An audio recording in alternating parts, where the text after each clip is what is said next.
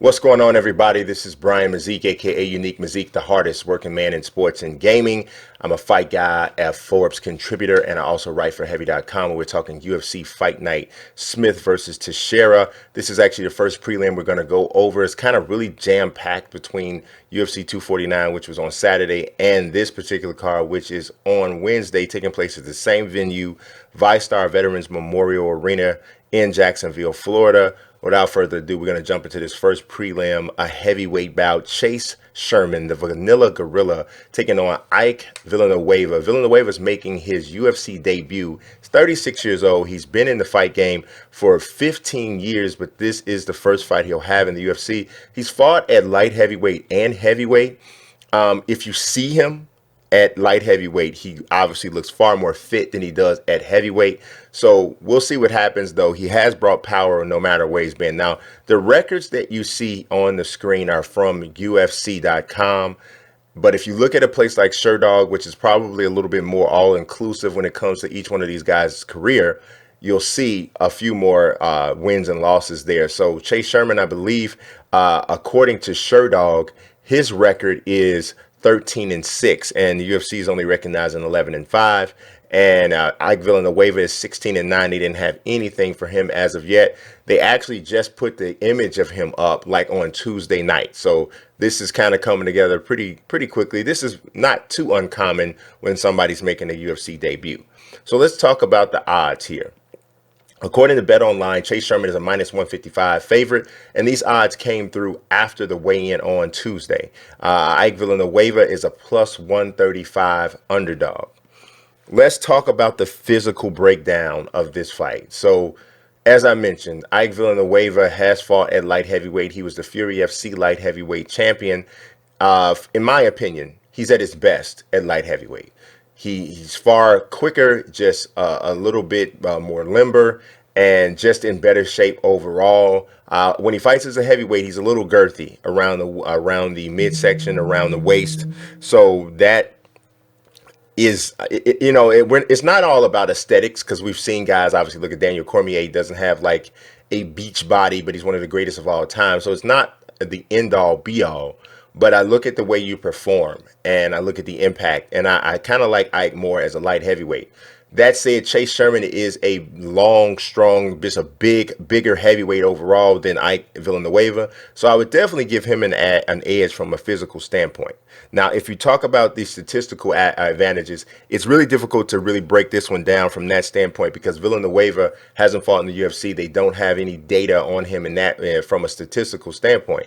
Chase Sherman has been back and forth. He's fought with island fights. He's fought in the UFC. He's even fought bare knuckle fighting championship. Did quite well there. I thought he developed his striking a bit. So, but one thing, even without looking at any stats, if you've ever seen Chase Sherman fight, you know he takes a lot of shots. He's willing to take four to get one in. He's a strong guy. He believes in his chin. His chin is insane. So just overall, from a size and physical standpoint, I think that Chase Sherman has a little bit of an advantage. I think Ike has quicker hands, but I don't know that he'll be able to get inside that reach. We don't have an official height on Ike Villanueva, but as I looked at him when I watched his fights with Rashad Coulter, Ivan Torres, knowing those guys' height, and seeing that Villanueva is about the same height, maybe a little shorter in some instances. I know he's not 6'4", which is what Chase Sherman is listed as, so Chase will have a height advantage. And if you look at the length of their arms, I'm not even talking about just in this picture, I'm talking about overall, Chase Sherman appears to have the longer arms too. So I just think he has a physical advantage in that sense. Now, talking about the striking, Villanueva's hands, like I said, are pretty quick. He has really good power that he seems to be able to carry it to heavyweight the same way he has it in light heavyweight, even though I think he's more explosive, more touch a guy. They immediately feel that damage at light heavyweight than he does at heavyweight. But Chase Sherman also can crack. He's also, like I said, has a fantastic chin. And because of the length advantage, I think he'll be able to touch Villanueva before Villanueva can touch him. There's always the opportunity of slipping something from the outside and getting inside and closing that distance. I do think that Villanueva's feet are quicker. So I think, and I also think his footwork is better, period. in the striking sense, but I don't know that advantage is going to be big enough to circumvent the length and just overall mass that Chase Sherman has as a more natural heavyweight. So if you look at grappling, I think this is almost going to be a moot point because I don't imagine this fight is going to go to the ground at all. I think they can test this whole thing on the feet. Both of these guys like to stand and bang and brawl. And if somebody shoots a takedown, it'll probably be as a reaction because they got hurt, which is more than likely not going to be an effective takedown. So we'll see what happens. But I don't think the grappling is going to come into play. If it does, by some circumstance, I think Villanueva has shown himself to be pretty good when in top mount. Haven't seen Chase work in that situation very much at all. But like I said, I don't think the fight's going to go there. Let's look at the intangibles. It seems like Chase has been around forever, and he has been around for a long time, but he's only 30 years old. And that, for a heavyweight, is still really young. So I know he's taken some shots and he's taken some losses by KO, but it would appear that he could actually fight for 10 to 12 more years. If we just saw Alexei Oleinik on Saturday at 42 years old, put together what I thought was one of the best performances that I've seen from him ever. Ike Villanueva's 36, a little bit older. So obviously Chase Sherman would seem to have an edge there. But if we look from a motivation standpoint, Chase is in a position where he almost gets to have like a second life with the UFC. He was there before, had some tough losses, had a couple decent wins, but overall some tough losses. Went to bare knuckle, was able to build up his profile and status level a little bit there. Had 2 fights with Island Fights Promotions. He won both of those fights. So at 30 years old, he's kind of being reintroduced. And so we'll see what happens here and if he can go on some sort of run starting with Ike Villanueva. Now, Villanueva's coming from a different standpoint because he's never fought in the UFC before. This could be his only opportunity to make a real splash, to make an impression. So even if he does not win, he needs to at least perform in a way that says, hey, we might want to see this guy again. Or the UFC can say, hey, we really liked the effort. We really liked the fact that you brought a fan-friendly fight, and we want to have you back. So he's in a position where he has to make a statement.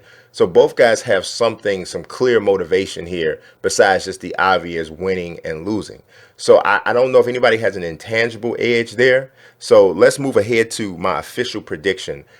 I'm going to go with the favorite here. I just like Chase Sherman as the bigger, more natural heavyweight. As I mentioned, I think Villanueva is a much better fighter at light heavyweight. And maybe if he gets more opportunity and more time to train and get into the best shape possible, he may have taken this fight because this was his opportunity to fight in the UFC. And if you're fighting on some of the other promotions, some of the smaller promotions, local guys, when you get an opportunity to get called up to fight at the UFC, you don't turn it down for any reason at all because you don't know when or if you'll get that call again. And at 36 years old, I could totally understand him making that decision if that was the case. So if he comes out here and he performs well, maybe he gets an opportunity to get down to light heavyweight and get an opportunity to fight there, which is where that's probably his best division. So we'll see what happens, but I like Chase Sherman to win this one by a late first round TKO or early second round TKO. Just think he's too big, too long for Villanueva. And even if Villanueva does get in to land some shots, Chase's chin has just been fantastic throughout his career. So I think he'll be able to withstand it and still get a finish. That's all I have for you today. If you have not yet subscribed, make sure you do that now. Click that notifications bell as well. And also in the upper right corner of the screen, make sure you take a look at all of the picks, the odds and predictions for UFC Fight Night, Smith versus Teixeira. I appreciate you watching as always. God bless and peace.